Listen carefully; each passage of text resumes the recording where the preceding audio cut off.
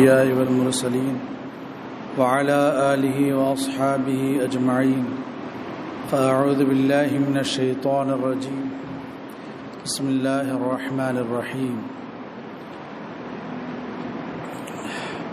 ألا إن أولياء الله لا خوف عليهم ولا هم يحزنون الذين آمنوا وكانوا يتقون صدق الله العظيم.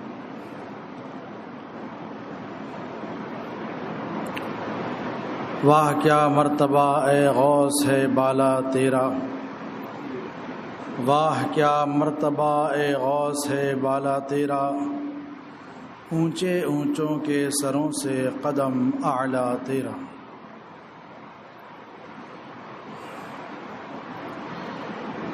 سر بھلا کیا کوئی جانے کہ ہے کیسا تیرا، سر بھلا کیا کوئی جانے کہ ہے کیسا تیرا، اولیاء ملتے ہیں آنکھیں وہ ہے تلوا تیرا. کیوں نہ ہو کہ غوثیت کا مقام ہی اتنا بلند ہوتا ہے، ولایت کے درجات ہوتے ہیں، اس میں سب سے اونچا درجہ غوثیت کا ہے، اس کے بعد فردیت کا. ہر زمانے میں غوث ہوتا ہے اور اسی غوث کی وجہ سے زمین اور آسمان برقرار ہیں.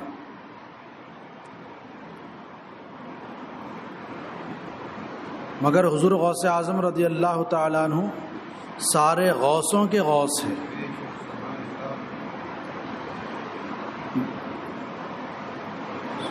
حضرت امام مہدی رضی اللہ تعالیٰ عنہ جب تک کہ تشریف نہیں لائیں گے، اس درمیان جتنے غوث ہوں گے وہ حضور غوث اعظم کے نائب ہیں، وہ نائب ہوتے ہیں،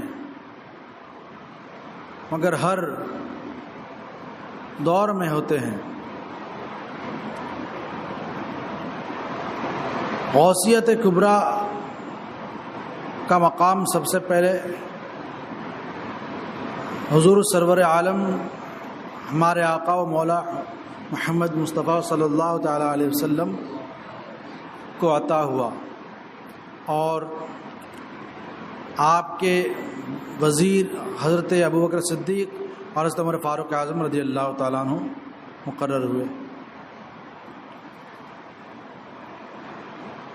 غوث کا نام ہوتا ہے عبداللہ، اور اس کے دائیں طرف کا جو وزیر ہوتا ہے اس کا نام ہوتا ہے عبد الرب، بائیں طرف کے وزیر کا نام ہوتا ہے عبد الملک. تو حضور سرور عالم صلی اللہ تعالیٰ علیہ وسلم کے بعد یہ مقام حضرت ابوبکر صدیق کو حاصل ہوا، اور آپ کے وزیر حضرت عمر فاروق اعظم حضرت عثمان غنی مقرر ہوئے. پھر حضرت عمر فاروق اعظم رضی اللہ تعالیٰ عنہ کو یہ مقام حاصل ہوا، اور حضرت عثمان غنی حضرت مولا علی وزیر ہوئے. پھر حضرت عثمان غنی رضی اللہ تعالیٰ عنہ کو یہ مقام حاصل ہوا، اور حضرت مولا علی اور حضرت امام حسن وزیر ہوئے.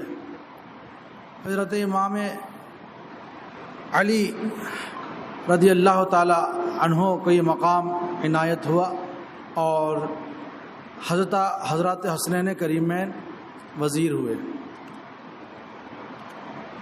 پھر اسی طرح سے درجہ بدرجہ حضرت امام حسن عسکری رضی اللہ تعالیٰ عنہ تک کے یہی سلسلہ رہا. اور پھر حضرت امام حسن عسکری رضی اللہ تعالیٰ عنہ کے بعد ان کے نائب ہوئے، اور پھر یہ مقام حضور غوث اعظم رضی اللہ تعالیٰ عنہ کو ملا، اور آپ ہی کے پاس یہ غوثیت کبریٰ کا مقام ہے. اور آپ کے بعد جتنے آئیں گے اور جتنے ہوئے وہ سب حضور غوث پاک کے نائب ہوئے.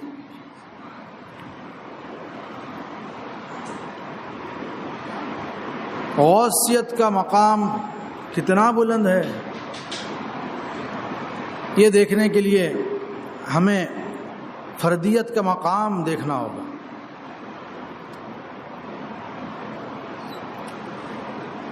کہ ایک بزرگ سے کسی نے پوچھا کہ کیا حضرت خضر علیہ الصلاۃ والسلام زندہ ہیں؟ تو انہوں نے فرمایا ہاں زندہ ہے، اور ابھی ان سے میری ملاقات ہوئی، گفتگو ہوئی، اور جو گفتگو ہوئی وہ بھی انہوں نے بتا دیا۔ بولے ابھی فرمایا کہ ابھی گفتگو ہوئی، اور وہ مجھ سے فرما رہے تھے کہ میں جنگل سے گزر رہا تھا کہ ایک ٹیلے پر سے مجھے ایک بہت ہی نور بھری اور روشنی نظر آئی، آنکھوں کو خیرہ کر دینے والی روشنی۔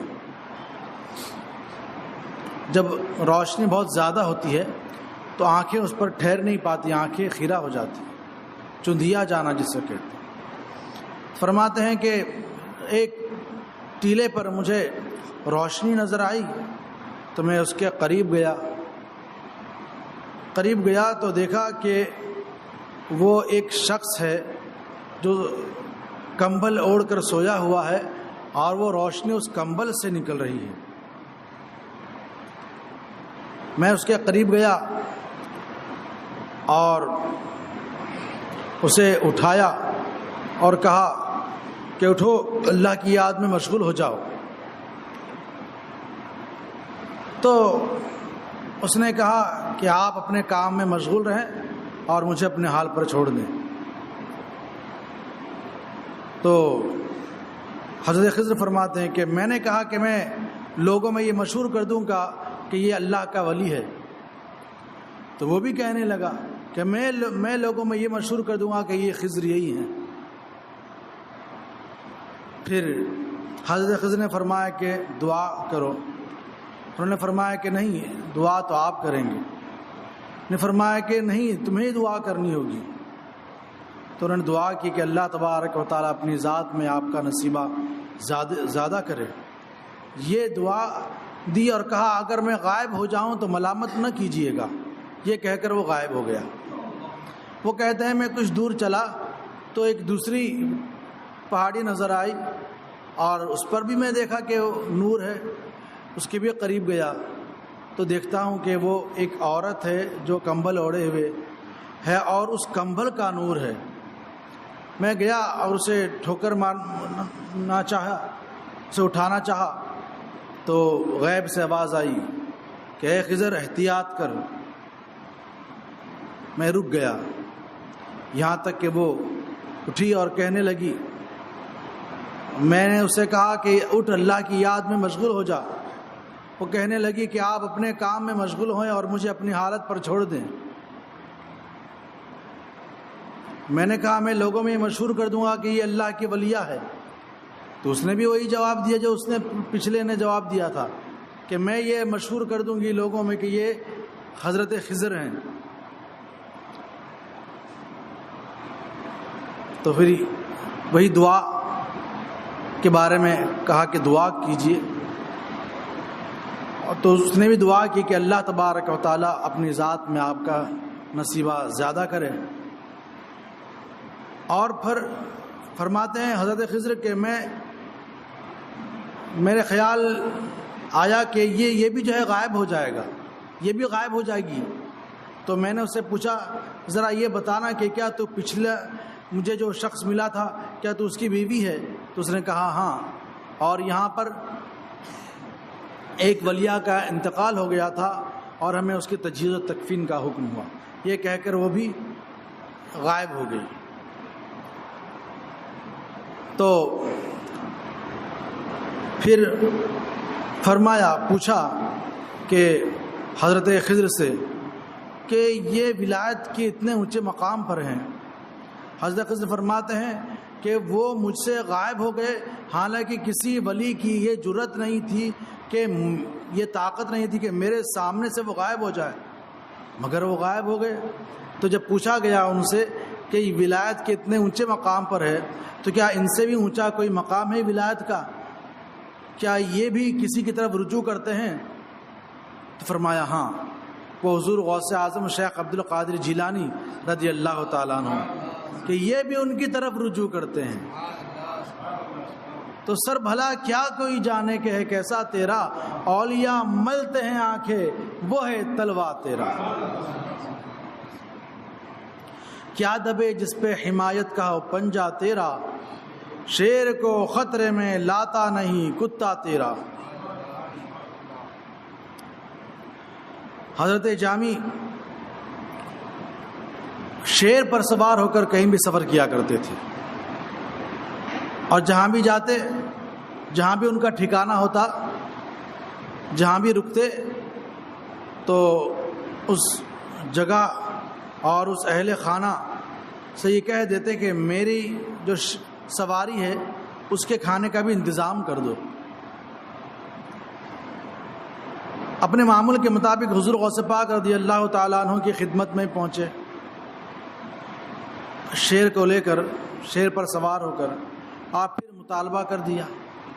وہ یہ نہیں جانتے تھے حضور غوث اعظم رضی اللہ تعالیٰ عنہ کا کیا مقام و مرتبہ ہے، ایک اجنبی تھے، واقف نہیں تھے حضور غوث پاک کی ذات سے۔ یہ مطالبہ کر دیا، خادم نے جا کر کہا تو حضور غوث پاک رضی اللہ تعالیٰ عنہ نے مہمان نوازی کے طور پر گائے کو بھیج دیا۔ قریب تھا کہ وہ شیر اس کو لقمہ اجل بنا لیتا، اتنے میں حضور غوث پاک رضی اللہ تعالیٰ عنہ کے دروازے کی چوکھٹ پر جو کتا پڑا رہتا تھا، وہ کتا اس سے پہلے کہ شیر اس کو اپنا لقمہ بنا لے، وہ شیر بھی اس گائے کے پیچھے جاتا ہے اور اس شیر ہی کو جو ہے وہ چیر پھاڑ کر رکھ دیتا ہے۔ اب یہ دیکھ کر وہ حیران پریشان کہ یہ کیا ہو گیا، تو ان کو بعد میں یہ معلوم ہوتا ہے کہ یہ کوئی عام بارگاہ نہیں ہے، یہ اس عظیم بزرگ کی بارگاہ ہے جس کو غوث الاعظم کہا جاتا ہے۔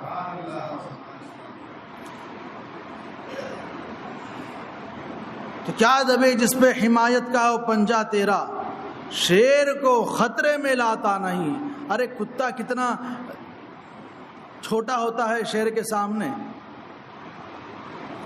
اگر شیر دور سے اسے دکھ جائے آتا ہوا تو وہ کیسے بھاگتا ہے، مگر یہ کوئی عام بارگاہ نہیں ہے، حضور غوث پاک کی بارگاہ ہے کہ اس میں چھوٹا سا چھوٹا بھی حضور غوث پاک کی نسبت پا کر بڑے سے بڑے پر بھاری ہو جایا کرتا ہے۔ تو حسینی حسنی کیوں نہ محی الدین ہو، آپ کا لقب ہے محی الدین، نام ہے عبد القادر، اور عوام میں محبوب سبحانی، قطب ربانی اور بہت سے القاب سے آپ جانے پہچانے جاتے ہیں۔ اور یہ لقب کس نے دیا اور کب دیا؟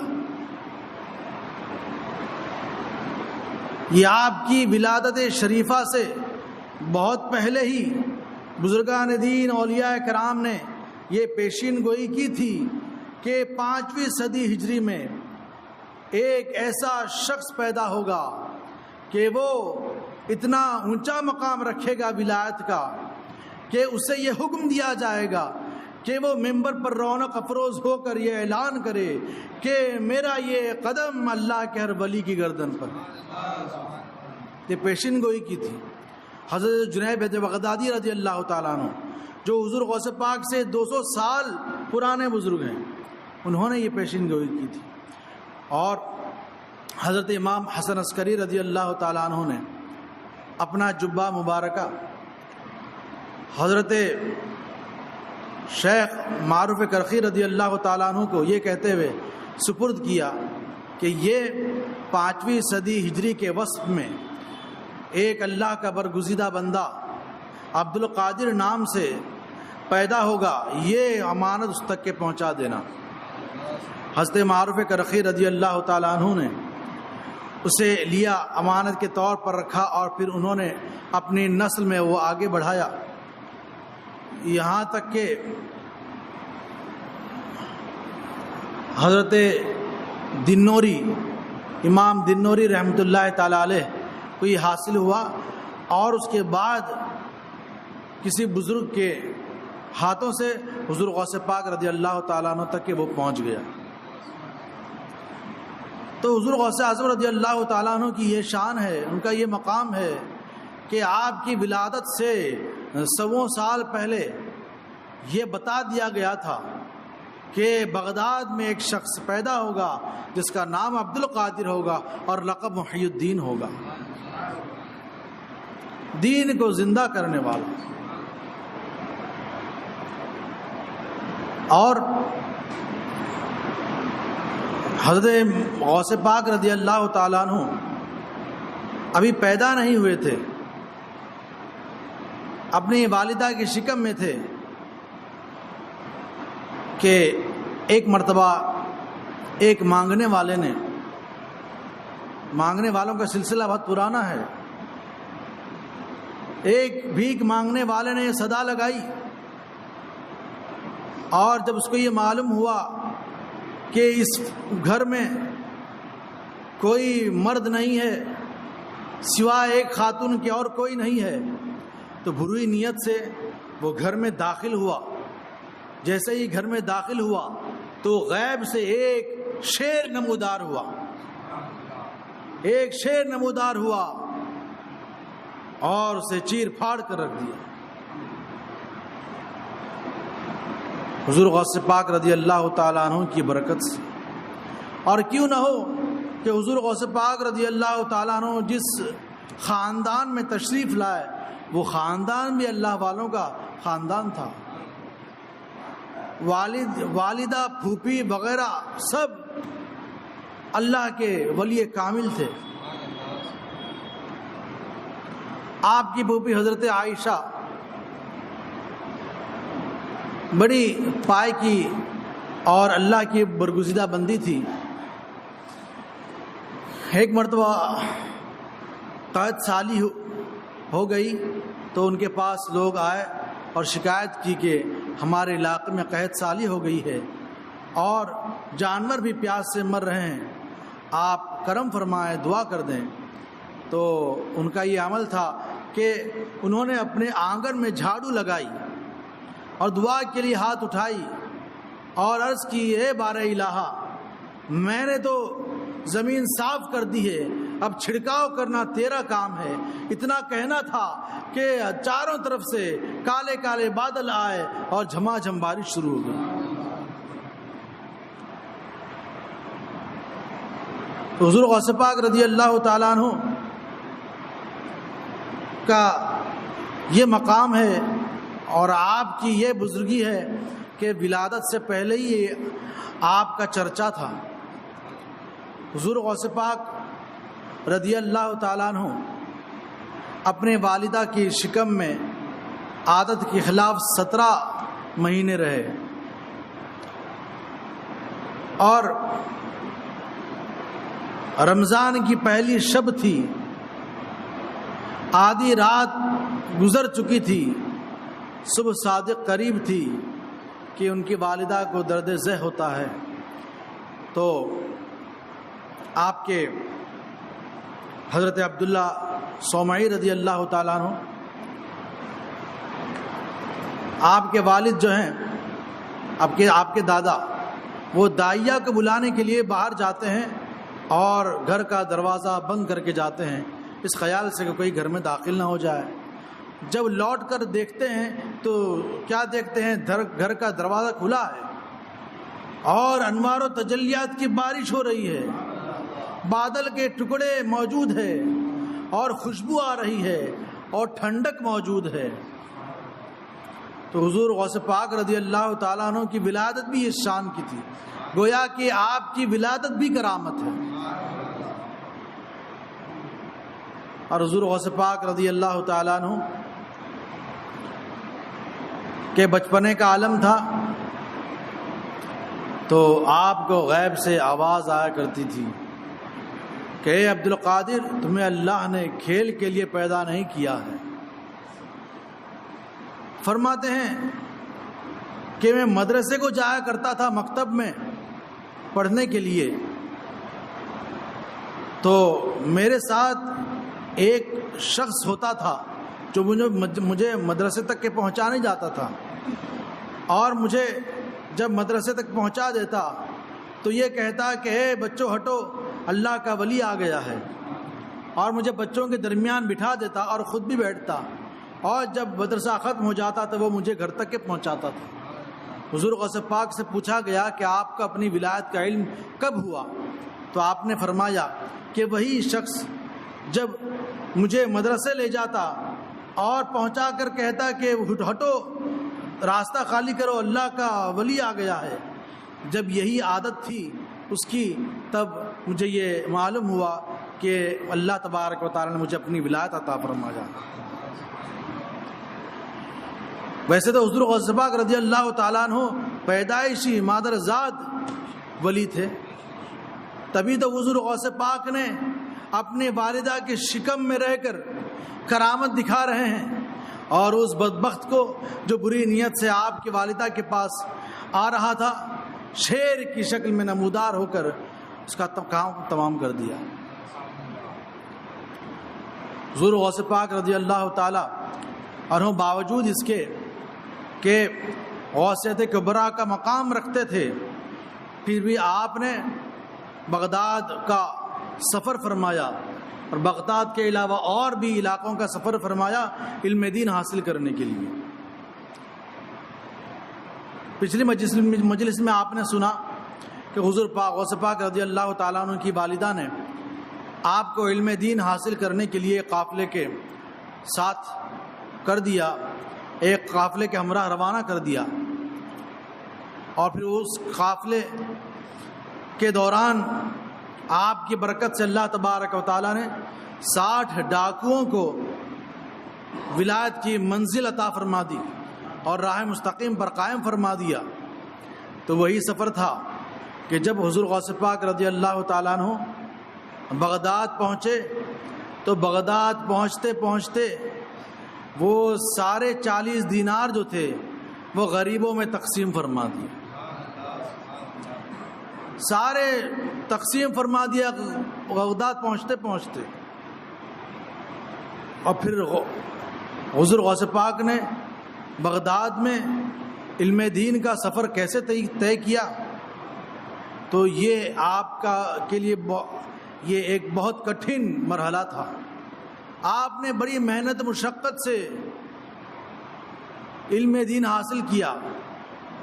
بغداد پہنچتے پہنچتے تو وہ سارے دینار آپ نے غربا میں تقسیم فرما دیے تھے، اور پھر آپ جب درسگاہ سے فارغ ہوتے سبق پڑھ کے تو آپ کا یہ معمول تھا کہ آپ شہر سے باہر آتے جنگل کی طرف اور گھاس پھوس کھاتے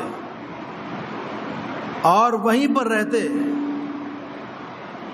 سخت سردی ہو یا چلچلاتی دھوپ ہو، رات کا گھپ اندھیرا ہو یا کیسے ہی طوفان اور آندھی چلتی ہو، حضور غوث پاک وہیں رہتے تھے، رات ہو جاتی تو وہیں سو جایا کرتے تھے، اور کیا گھاس پھوس کھاتے تھے۔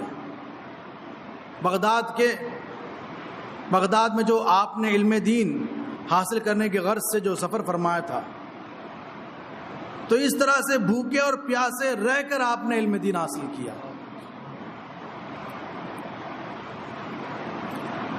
ایک مرتبہ فرماتے ہیں غوث پاک رضی اللہ تعالیٰ عنہ کہ 20 دن گزر چکے تھے، آپ نے کچھ کھایا پیا نہیں تھا۔ تو پھر آپ نے ایوان کسرا کی طرف رخ کیا اور وہاں پہنچے تو دیکھے کہ حضور غوث پاک رضی اللہ تعالیٰ عنہ سے پہلے ہی وہاں اور اولیاء کرام پہنچے ہیں۔ تو آپ نے پھر سے اپنا رخ کر لیا بغداد کی طرف۔ جب بغداد پہنچے تو راستے میں ایک آپ کا ہم وطن ملا اور اس نے آپ کو چند دینار دیے، یہ کہتے ہوئے کہ آپ کی والدہ نے یہ آپ کے سپرد کیا ہے، یہ امانت ہے۔ تو حضور غوث پاک رضی اللہ تعالیٰ عنہ نے جب وہ حاصل کیے اپنی والدہ کے دیے ہوئے دینار، تو فرماتے ہیں کہ میں نے یہ مناسب نہیں سمجھا کہ ان تمام اشرفیوں اور ان تمام دینار کو میں اپنے ہی لیے استعمال کروں، تو میں پھر سے ایوان کسریٰ گیا اور وہاں جو اولیاء کرام تھے، میں نے ان دیناروں کا ایک حصہ ان کو دے دیا کھانا خرید کر، اور تقسیم کر دیے اپنے آدھے دینار۔ فرماتے ہیں پھر میں بغداد آیا اور بغداد پہنچ کر کھانا خریدا، اور وہ کھانا بھی فقراء اور غریب و مسکین میں تقسیم فرما دیا۔ اس طرح سے حضور غوث پاک رضی اللہ تعالیٰ عنہ نے علم دین حاصل فرمایا۔ اور اسی طرح ایک مرتبہ کئی روز ہو چکے تھے، فرماتے ہیں کہ ایسے دن گزرے کہ نہ میرے پاس کوئی کھانے کی چیز ہوتی تھی، نہ استعمال کرنے کے لیے میرے پاس درہم و دینار ہوتے تھے، اور بھوک اور پیاس کا غلبہ تھا۔ تو اتنے میں ایک شخص میرے ہاتھ میں ایک کاغذ کی پڑیا رکھ کر یہ کہتے ہوئے چلا گیا کہ یہ لو، یہ تمہارے لیے ہے۔ حضور غوث پاک رضی اللہ تعالیٰ عنہ نے ان درہم و دینار سے حلوہ پراٹھا خریدا اور شہر کی مسجد میں جا کر قبلے کی طرف رخ کر کے بیٹھ گئے تاکہ اللہ کا نام لے کر کھائیں۔ تو اچانک سے محراب میں نظر جاتی ہے، یہ محراب میں ایک پڑا ہوا کاغذ نظر آتا ہے۔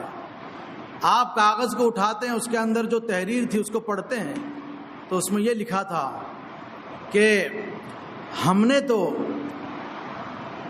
عام لوگوں کے دل میں کھانے کی خواہش رکھی تاکہ وہ میری بندگی کے لیے اس کے ذریعے طاقت حاصل کریں۔ فرماتے ہیں جب میں نے اس کو دیکھا تو میں نے اٹھ کر 2 رکعت نماز ادا کری اور کھانے کو وہیں چھوڑ کر مسجد سے باہر نکل گیا۔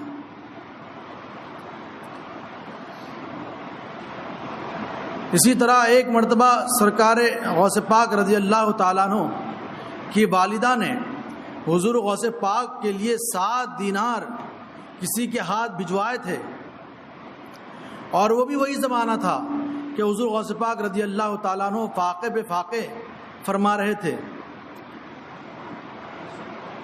ایک مرتبہ مسجد میں تشریف فرما تھے تو دیکھتے ہیں اچانک سے ایک شخص آیا، روٹی اور سالن لے کر، اور وہ کھانے میں مشغول ہو گیا۔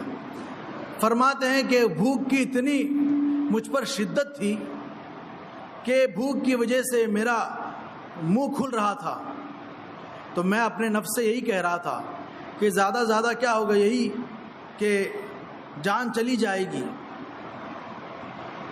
اتنے میں وہ شخص مجھے بلاتا ہے اور کہتا ہے کہ آ جائیے کھانے میں شرکت کیجیے۔ تو حضور غوث پاک رضی اللہ تعالیٰ عنہ نے فرمایا کہ میں نے تو اس سے انکار کیا، لیکن جب اس کا اصرار بڑھا اور اس نے زبردستی بلایا تو میں وہاں بیٹھ گیا اور کھانا شروع کیا۔ تو اس نے مجھ سے پوچھا کہ آپ یہاں پر کب سے ہیں اور کیا کرتے ہیں؟ تو حضور غوث پاک نے اس سے فرمایا کہ میں یہاں پر علم دین حاصل کرنے کی غرض سے ہوں۔ وہ کہتا ہے کہ آپ کا نام کیا ہے؟ تو کہتے ہیں میرا نام عبد القادر ہے۔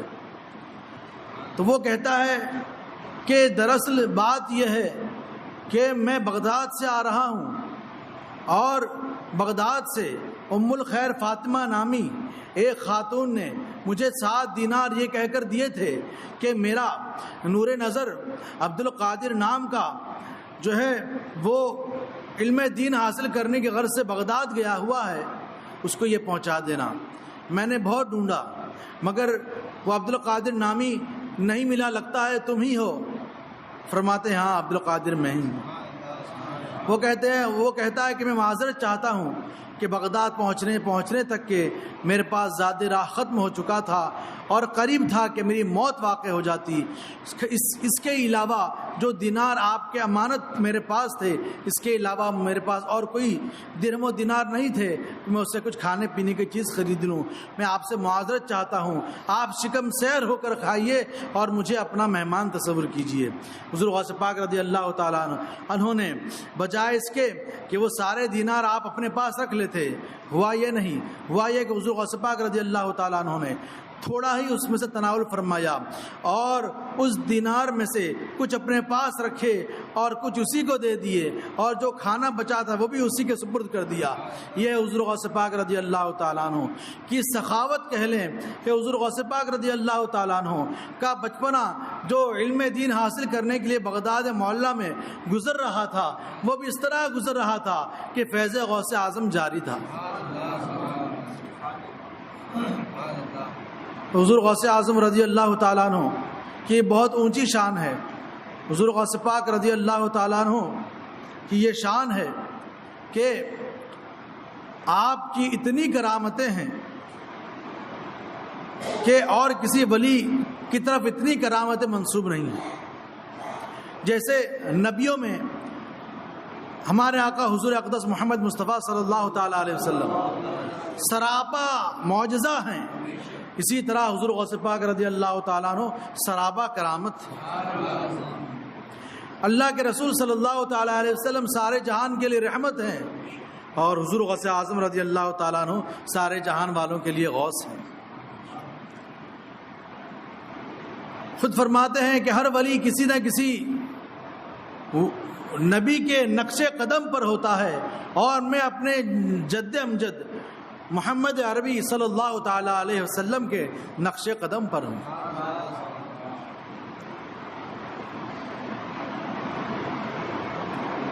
اسی لیے حضور اعلیٰ حضرت نے فرمایا، بالکل بجا فرمایا، مصطفیٰ کے تنے بے سایہ کا سایہ دیکھا۔ یا غوث اعظم، مصطفیٰ کے تنے بے سایہ کا سایہ دیکھا کہ حضور رحمت عالم صلی اللہ تعالیٰ علیہ وسلم کا سایہ نہیں تھا، تو فرماتے ہیں کہ حضور غوث اعظم، یا غوث اعظم، آپ ہی جو حضور کے سایہ ہیں۔ مصطفیٰ کے تن بے سایہ کا سایہ دیکھا، جس نے دیکھا میری جان جلوے زیبا تیرا۔ کیوں نہ قاسم ہو کہ تو ابن ابی القاسم ہے، کیوں نہ قاسم ہو۔ ابھی آپ نے سنا کہ حضور غوث اعظم رضی اللہ تعالیٰ عنہ کیسے تقسیم فرما دیا کرتے تھے۔ ان کی والدہ ان کے لیے بھیجا کرتی تھی تاکہ حضور غوث پاک رضی اللہ تعالیٰ عنہ اپنی ذات پر وہ خرچ کریں، اپنی ذات پر خرچ کریں، اپنے کھانے پینے کے لیے رکھیں۔ حضور غوث پاک کی تو نرالی شان تھی کہ خود فاقے کر رہے ہیں اور اوروں کو کھلا رہے ہیں، اوروں میں تقسیم فرما رہے ہیں۔ کیوں نہ قاسم ہو کہ تو ابن ابی القاسم ہے، کیوں نہ قادر ہو کہ مختار ہے بابا تیرا۔ تجھ سے در سے سگ سے ہے مجھ کو نسبت، تجھ سے در سے سگ اور سگ سے ہے مجھ کو نسبت۔ ہم کسی نہ کسی اللہ کے برگزیدہ بندے سے مرید ہوتے ہیں،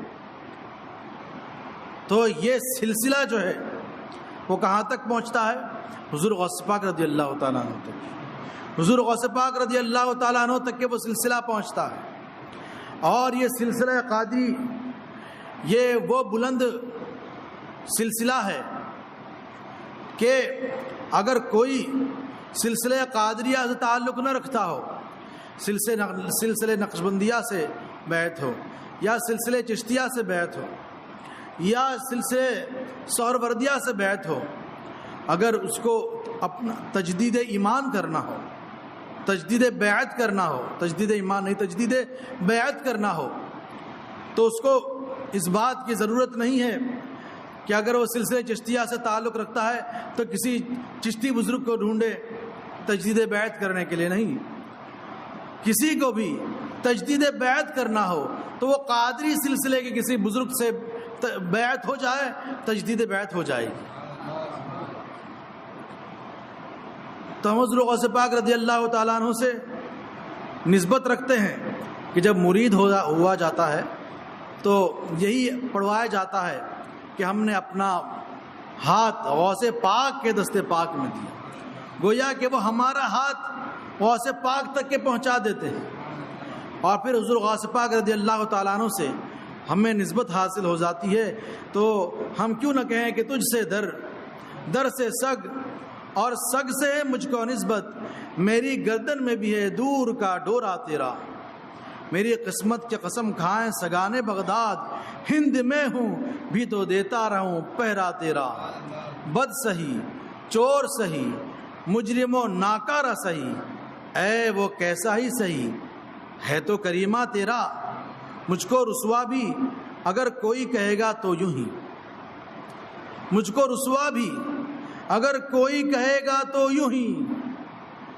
اگر ہم سے کسی کو شکایت ہو، ہماری رسوائی کر رہا ہو، ہمارے در پر ہو، ہم سے دشمنی کر رہا ہو، ہم کو برا بھلا کہہ رہا ہو، تو ہم کو کیا کہے گا، کس طرح سے بلائے گا؟ کیا کہے گا کہ وہی نا وہ رضا بندے رسوا تیرا، کہ حضور ہماری نسبت آپ کی طرف کر کے ہی کوئی ہمیں پکارے گا تو یہ بھی ہمارے لیے بڑی خوش نصیبی کی بات ہے. بد سہی چور سہی مجرم و ناکارہ سہی، اے وہ کیسا ہی سہی ہے تو کریمہ تیرا. ہم گنہگار ہیں مگر ہم جس کے دامن سے وابستہ ہیں وہ کوئی ایسی ویسی ذات نہیں ہے، وہ حضور غوث پاک رضی اللہ تعالیٰ عنہ کی ذات ہے. کہ حضور غوث پاک رضی اللہ تعالیٰ عنہ کے مرید کی یہ شان ہے کہ حضور غوث پاک رضی اللہ تعالیٰ عنہ کا مرید دور بیٹھ کر بھی حضور غوث پاک کو یاد کر لے اور مدد چاہ لے، حضور غوث پاک رضی اللہ تعالیٰ عنہ پشت پناہی کے لیے حاضر ہو جاتے ہیں. حضور غوث پاک رضی اللہ تعالیٰ عنہ نگاہ کرم فرماتے ہیں. اور یہی تو ہے اولیاء کرام سے وابستگی کا فائدہ کہ اللہ تبارک و تعالیٰ نے اولیاء کرام کا ذکر قرآن پاک میں فرمایا تو بڑے ہی اہتمام کے ساتھ فرمایا.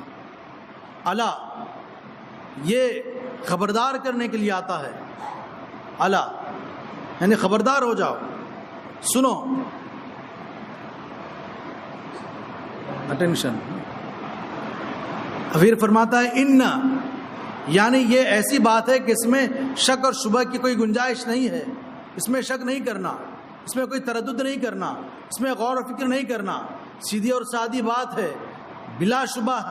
یہ بات ہے کیا کہ اولیاء اللہ کہ اللہ کے جو ولی ہوتے ہیں نہ ان پر کوئی خوف ہوتا ہے نہ کچھ غم. تو اب ذرا ہم اپنے آپ سے پوچھیں کہ ہم جو جاتے مزارات پر اولیاء کرام کی بارگاہ میں تو ہم کس کے پاس جاتے ہیں؟ وہ اولیاء کرام کون ہے؟ وہ وہی ہیں جن کے پاس کوئی خوف نہیں، کوئی غم نہیں. تو گویا کہ ہم اس دنیا میں رہ کر اگر چاہیں کہ اس دنیا میں کسی عہدے دار سے ملیں اور بڑے عہدے دار سے ملنے کی خواہش رکھیں تو اس سے مل تو سکتے ہیں، مگر اگر یہ پوچھیں کہ وہ عہدے دار بھی ایسا ہونا چاہیے کہ جس کو کسی کا خوف نہیں ہو، جس کو کوئی غم نہیں ہو، وہ اتنا اوپر ہو، اس کو اتنا پاور حاصل ہو کہ کسی طرح کا اس کا خوف نہیں ہو، کسی طرح کا اس کو ڈر نہیں ہو، کوئی خوف نہ ستائے، تو ایسا کوئی نظر نہیں آئے گا. اگر عہدے دار ہے تو اس سے پر اور بڑا عہدے دار ہے.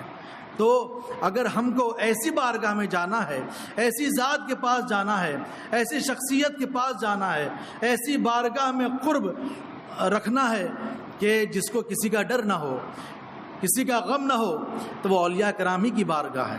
تو وہ اگرچہ وہ باحیات نہیں ہے، وہ دنیا سے چل بسے ہیں، وہ اپنے مزاروں میں ہیں، مگر اللہ کی شان ہے کہ اللہ تبارک و تعالیٰ نے انہیں یہ قوت عطا فرمایا ہے کہ اگر ان کی بارگاہ میں جا کر ہم اللہ سے دعا کریں تو اللہ تبارک و تعالیٰ اپنے اس مقرب بندے کے وسیلے میں ہماری دعائیں قبول فرمائے گا، ہماری عبادتوں کو قبول فرما لے گا۔ اور بندے کے لیے اس سے بڑی خوش نصیبی کی بات کیا ہے کہ اللہ کی بارگاہ میں بندگی کرے اور اس کی بندگی اللہ کی بارگاہ میں قبول بھی ہو جائے۔ تو اولیاء کرام ہیں، حضور غوث پاک رضی اللہ تعالیٰ عنہ، حضور غریب نواز رضی اللہ تعالیٰ عنہ، حضور مخدوم ماہمی، حضرت بابا بہاؤالدین شاہ رحمۃ اللہ تعالیٰ علیہ، یہ وہ اللہ کے مقرب بندے ہوتے ہیں کہ یہ کسی نہ کسی نبی کے نقش قدم پر ہوتے ہیں۔ اور اولیاء کرام کو جو قوت و بینائی اور جو دور دراز سے سننے کی طاقت و قوت حاصل ہوتی ہے اور جو تصرف کرنے کا اختیار ہوتا ہے، تصرف اور اختیارات جو انہیں حاصل ہوتے ہیں وہ دراصل انبیاء کرام کے وسیلے میں حاصل ہوتے ہیں۔ حضور غوث پاک رضی اللہ تعالیٰ عنہ کہ بچپنے ہی سے حضور غوث پاک رضی اللہ تعالیٰ عنہ کی ولایت مشہور ہے کہ حضور غوث پاک رضی اللہ تعالیٰ عنہ کے بچپنے کا عالم ہے کہ آپ کے دادا حضرت عبداللہ صومعی رضی اللہ تعالیٰ عنہ کے پاس ایک عورت اپنا مرا ہوا بچہ لے کر آتی ہے اور سسک سسک روتی ہے اور کہتی ہے کہ حضور میرا اس کے علاوہ کوئی سہارا نہیں ہے، میرا شوہر نہیں ہے، میرے خاندان والے موجود نہیں ہیں اس روئے زمین پر، یہ ایک میرا سہارا تھا، اللہ نے مجھے نور نظر عطا فرمایا تھا مگر اس نے بھی دم توڑ دیا۔ حضرت عبداللہ صومعی رضی اللہ تعالیٰ عنہ آنکھ بند کرتے ہیں، مراقبہ فرماتے ہیں اور لوح محفوظ پر دیکھتے ہیں، لوح محفوظ پر اپنی آنکھیں بند کر کے دیکھتے ہیں اور فرماتے ہیں اے عورت اس بچے کو لے جا، اب تیرے مقدر میں کوئی اولاد نہیں ہے، اب یہ مردہ ہے، ابھی زندہ نہیں ہو سکتا۔ اب وہ بڑی پریشان ایک کونے میں بیٹھ کر خوب روتی ہے اور حضور غوث پاک رضی اللہ تعالیٰ عنہ اس وقت بہت چھوٹے تھے، کم سن تھے، مدرسے میں جایا کرتے تھے، مگر حضور غوث پاک رضی اللہ تعالیٰ عنہ جب اس روتی ہوئی خاتون کو دیکھتے ہیں تو اس کے پاس جا کر پوچھتے ہیں تم کس بات پر رو رہی ہو، کیا ہو گیا اور تم کیوں اتنی پریشان نظر آ رہی ہو؟ تو وہ کہتی ہے اے نور نظر، یہ میرا بچہ ہے جو میرا سہارا بنتا بڑا ہو کر، مگر یہ جو ہے دم توڑ دیا۔ تو حضور غوث پاک رضی اللہ تعالیٰ عنہ بچپنے کے عالم میں ہیں، فرماتے ہیں کہ یہ دم تو نہیں توڑا ہے۔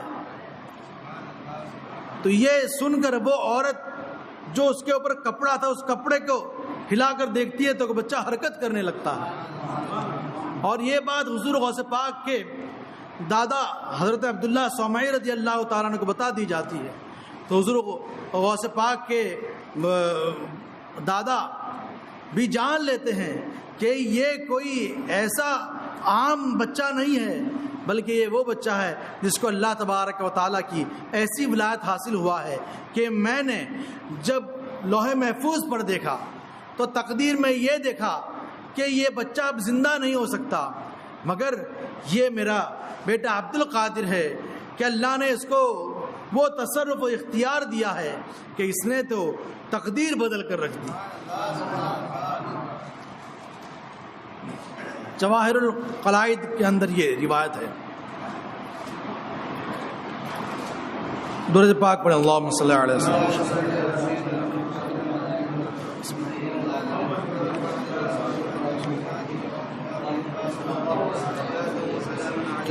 صلاۃ و سلام علیک یا سیدی یا رسول اللہ۔ تو ہم اگرچہ گنہگار ہیں، حضور غوث پاک رضی اللہ تعالیٰ عنہ کے دامن سے وابستہ ہیں، تو یہی شعر میں فرما رہے ہیں حضور اعلیٰ حضرت کہ بد سہی، چور سہی، مجرم و ناکارہ سہی ہے وہ کیسا ہی سہی ہے تو کریمہ تیرا، ہے رضا یوں نہ بلک تو نہیں جید تو نہ ہو، ہے رضا یوں نہ بلک تو نہیں جید تو نہ ہو، سید جید ہر دہر ہے مولا تیرا۔ فخر آقا میں رضا اور بھی ایک نظم رفیع، چل لکھا لائیں ثنا خانوں میں چہرہ تیرا۔ اسی نظم پر ہم اپنی گفتگو ختم کرتے ہیں، اور کل کی مجلس میں انشاءاللہ حضور غوث پاک رضی اللہ تعالیٰ عنہ کی کرامتیں انشاءاللہ ہم بیان کریں گے، کہیں گے، سنیں گے، محسوس ہوں گے۔ اللہ تبارک و تعالیٰ کی بارگاہ میں دعا ہے کہ ہم نے جو کچھ کہا اگر کہیں کسی قسم کی کوتاہی سرزد ہوئی ہو، بارگاہ غوثیت معاب میں گستاخی ہو گئی ہو تو اسے معاف فرمائے، اسلام اور سنت پر زندہ رکھے، اسی پر ہمارا خاتمہ فرمائے۔ سبحانک اللہم و بحمدک لا الہ الا انت استغفرک و اتوب الیک برحمتک یا ارحم الراحمین۔